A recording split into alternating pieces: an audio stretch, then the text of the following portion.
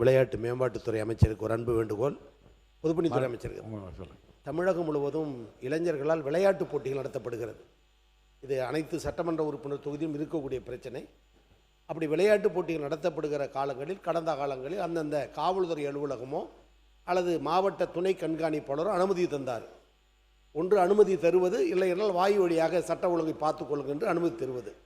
மாறாக 4 மாதமாக எனது தொகுதி திருவிடைமருதூரில் கூட கால்பந்து போட்டி, கபடி போட்டி, கிரிக்கெட் போட்டி நடத்துகிற பொழுது காவல் நிலையங்களில் அனுமதி கேட்டு நோட்டீஸ் தந்ததற்கு பிறகும் 1 மணி நேரத்திற்கு 5000 ரூபாய் 6000 ரூபாய் என்று கட்டணம் வசூலிக்கப்படுகிறது.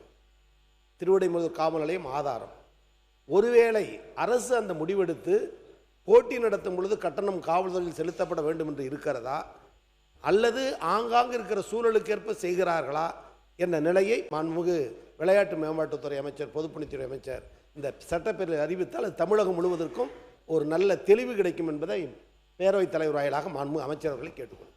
சட்டமன்ற உறுப்பினருடைய கேள்விக்கு இந்த மாதிரி ஹோம் டிபார்ட்மெண்ட்ல இருந்தோ இல்லை ஸ்போர்ட்ஸ் டிபார்ட்மெண்ட்ல இருந்தோ இது வரைக்கும் எந்த சுற்றறிக்கையும் அனுப்பப்படவில்லை. அப்படி செய்திருந்தால் உடனடியாக இந்த அவை முடிஞ்ச உடனே அந்த காவல்துறை கண்காணிப்பில் நானே நேரடி தொடர்பு கொண்டு,